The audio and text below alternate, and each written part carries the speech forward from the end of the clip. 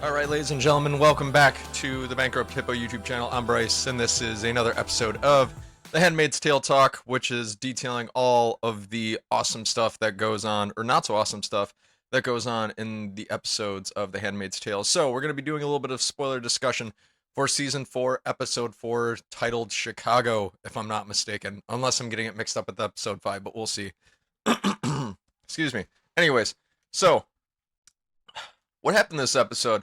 Well, overall, basically, we're just kind of dealing with the aftermath of episode 3, where June and Janine escape the clutches of Gilead, essentially, and the Eyes, and also Aunt Lydia, and they're running down the train tracks, and they're just trying to get the hell out of where they are currently. And we just kind of follow them on their journey to that, and we also get a ton of really awesome payoff for the situation surrounding Serena, because as we found out a couple episodes ago, she's pregnant, and then we get to see a little bit how that plays out. So, just some overall impressions of the episode. This was my favorite episode of the season so far. I think that we saw a lot more character development from people other than June, which is kind of refreshing because it's like the show centers so much around June and what she does, and we see her growth a lot. It was just kind of nice to see some supporting characters also grow around her as well. So it's showing she has an effect on the people she surrounds and all the lives that she touches. So it was really cool. And the two people that I'm referring to for this particular episode are Janine and also Rita. So we'll start off with Janine in this episode. So basically what happens is right after June and Janine escape, they find a train yard and they figure out from one of the workers, oh, hey, guess what? This train's heading to Chicago. So June's thinking, okay, let's get to the front lines because Chicago's still Chicago. Gilead hasn't taken over Chicago yet, and she's figuring that they can get some help there. So that's what they do. They find their way onto this train and they get into basically a giant milk container and they go about their merry way. And within doing that, June and Janine start to naturally have conversation because it's a long train ride out there and they're both in essentially a refrigerator because, like I said, they're storing milk. So they both start to get a little bit crazy. And this is where we really start to see the evident growth in Janine as a character because she starts begging certain questions to June that she never really has previously before. And it's really thought out, not so emotional stuff. Like it's stuff that really it digs into June's soul. So basically she's asking questions like, June, what's our plan? What's going on? How do you know you're not leading us into an even worse situation than before? And then it gets to a point where Janine is actually pushing June a little bit too far, I think. Janine gets on the subject of June giving up Janine and the other handmaids to the Eyes when June was in captivity.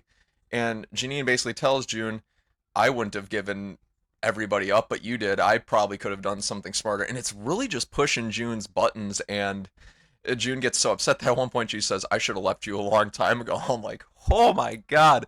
It started getting really, really heavy. And I'm trying to think of what else.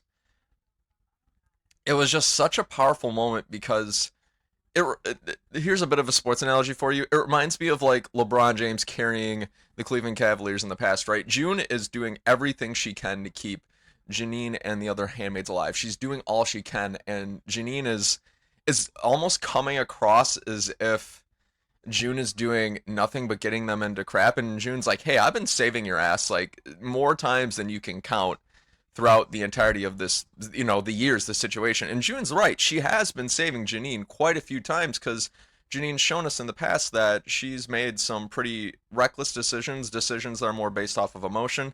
I mean, just at the beginning of this episode, she's telling June, we got to go back and see if they're okay. And June's like, they got hit by a train. They're gone. They're dead. There's nothing we can do.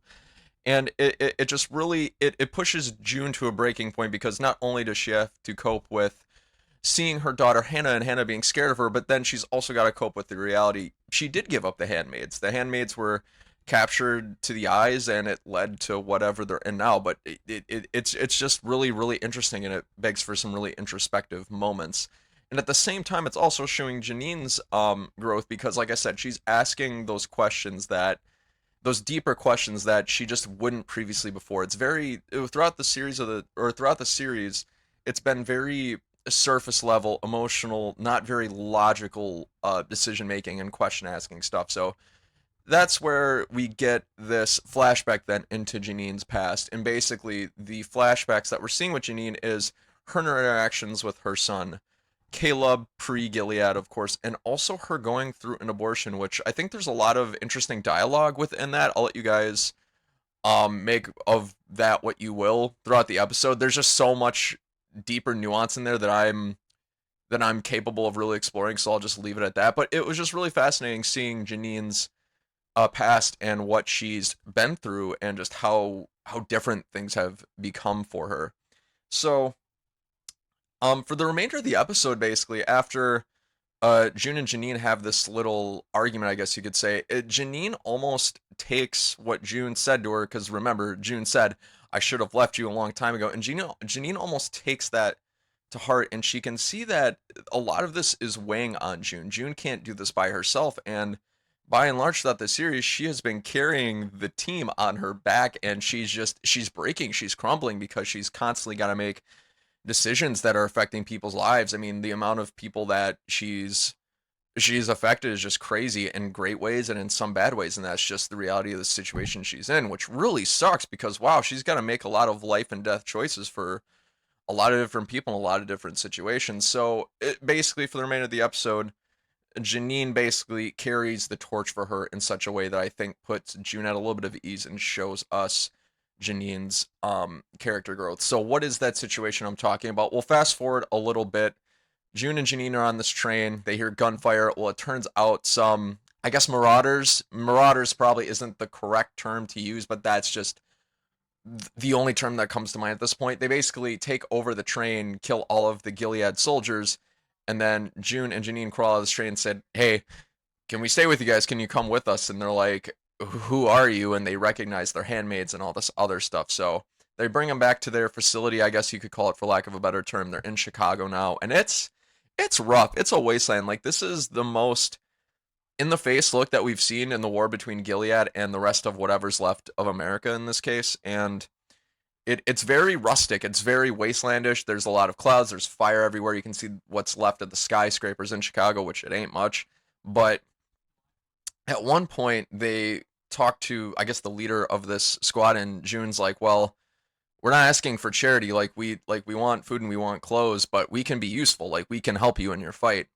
And the leader, I don't think they ever reveal his name, is like, "So which one of you is staying with me?" And June's like, "That's not what I meant." And um June's like, "All right, I'll take another one for the team. Janine, you go, you get your food and your clothes, and I'll be back." And June, she's I don't want to go into too much graphic detail. I'll just let you guys watch the episode. But at one point, June just cannot bring herself to, for lack of a better term, satisfy this leader. And the guy's like, "I'm not going to force you to do this. Like, you guys can just leave if you want." And so June elects to just leave, and she goes and she tells Janine, "Hey, we gotta get out of here. Let's go." And Janine just tells her, "All right, first you get changed, and then we'll go." Well, then fast forward to like the very end of the episode, and June is just sitting there, like, just, you know, because obviously that's a very horrible situation for June to be in. She gets out of Gilead where she thinks she is free of all that stuff, and then she gets out of Gilead, goes to Chicago where she thinks she's going to have this freedom. She won't have to worry about that thing anymore, and she's still running into this situation. She's like, "God damn it, no more of this bullshit." Like, there's just no, no, no, no, and she's just coping with that, and it's very frustrating. It's very aggravating for her, which of course, and Janine goes up to her, kind of gives her a pat on the back, and hands her a piece of bread and says, "Here you go, eat. He wasn't so bad," thus implying that Janine ended up going and staying with the leader of these marauders. And she goes, "You know what? He wasn't so bad. He liked my eye patch." And it's just like Janine just executes this moment of comfort and comforting June in such a way that just kind of tells her, "Don't worry, you've been carrying this load for such a long time. I got this, Captain. I got you." So, like I said, to me, in a really odd way, it shows Janine's character growth, because she's helping June in her time of need, when it's usually been the inverse throughout the series as of thus far. So, showing Janine's growth, we get a little bit more deeper into her past, and I really enjoyed seeing that dynamic of Janine just growing and asking those questions. So really, that's another reason why I like this episode, just showing Janine's character growth overall. And then now that we've kind of gone through Janine, I also want to talk about Rita because she's really the other half of this episode. Basically, she is still adjusting to life in Canada after being freed from Gilead by June, and she's sort of just living her life and trying to adjust to things. And with Fred and Serena both in Canada being held, there's a little piece of Gilead that's still part of her there with you, if that makes sense, and she's still trying to escape from that. And this episode is inevitably, in my opinion, about her totally leaving Gilead behind and just living her life now. So basically, what happens is Serena asks for Rita to meet with her.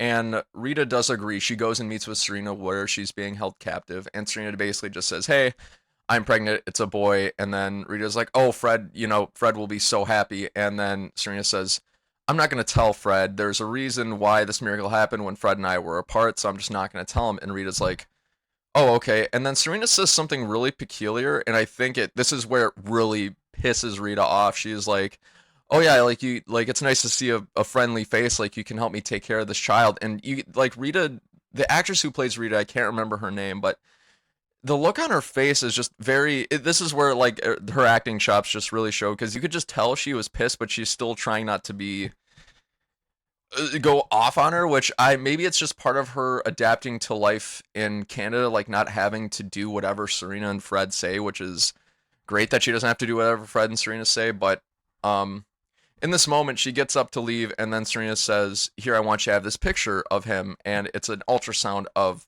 the baby boy, of course, and she goes on her merry way. Well, then fast forward like a day, and the Canadian officer who's been interacting with Fred and Serena mainly, I can't remember his name either, I'm trying to remember everybody's name, but nonetheless, he goes to Rita's apartment, wherever she's staying, and he gives her a binder and says, hey, this is to prepare you for the interview. And she goes, interview for what? And he goes, oh, they didn't tell you. Basically, what Serena's trying to do is she has a defense attorney, and they're trying to make a case that whatever Serena was led to do was basically all Fred's fault. And then they want Rita, not the Canadian officer, just Serena and her lawyer. They want Rita to essentially defend Serena. And we get one of the two, I think, most powerful moments in the episode, and it was like, wow, it just really put it into perspective.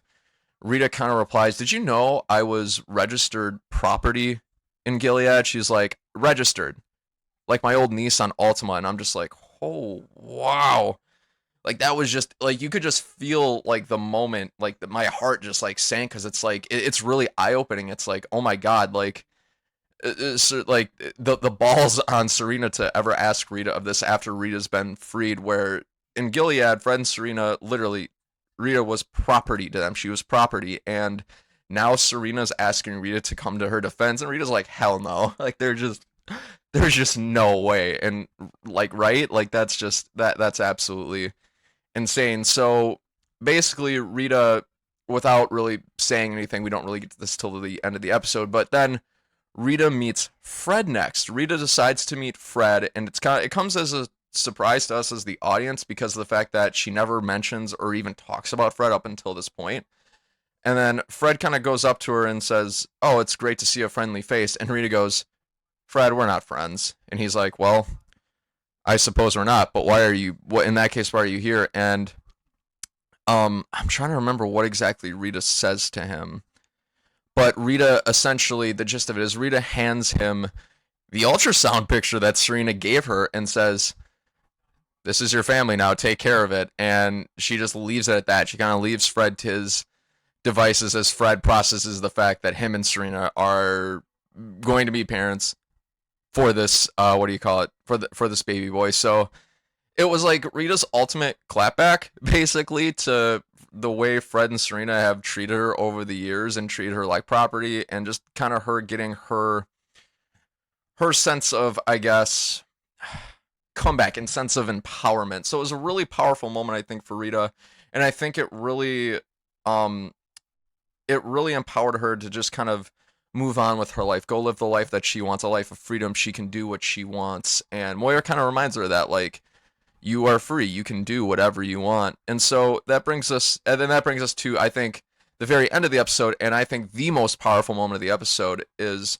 Rita is sitting at her kitchen window, I have to assume it is, and she's sitting down about to enjoy what I think is sushi, like takeout sushi, and she's just kind of sitting there. She just quietly kind of looks out the window on a bright sunny day. She silently says a little prayer to herself, says amen, and then just kind of sits there and eats her meal. And it was like, to me, to see Rita after so many seasons of her essentially being a slave in Gilead, and then her having the complete freedom. She's freed herself of Fred and Serena. She's in Canada. She can do what she wants now. She's able to go get any food that she wants, take out whatever. And for her to just be able to sit and enjoy it in the quiet and peace of her home and practice her faith in the way that she wants to, it was just such a powerful moment. And it really, I felt for Rita in that case, and it was like, wow, like that's a win. That's a big win for Rita. Good for her. Like it was just such a powerful moment, and I think that in that scene was what made this episode my favorite of the season so far. So, to sum it up a little bit, Rita and Janine, we get a lot of character growth from them this episode. Essentially, what's happened is Rita is now going to be moving on with her life in Canada, or at least I think she is, and she can grow and do whatever she wants. And Janine and Janine and June are now in Chicago trying to make the most of their situation there too. So looking forward to episode 5 to see what happens there. So I guess we'll stay tuned for that. So, ladies and gentlemen, that'll end up doing it for this episode of the Handmaid's Tale Talk. What did you think of season 4, episode 4? Like I said, for me, it was my personal favorite, but I want to know what you think. Feel free to comment down below and let me know your thoughts. So, ladies and gentlemen, this will do it for another episode of the Handmaid's Tale Talk. This has been the Big Rip Hippo YouTube channel. I'm Bryce. Until the next episode, have a great day.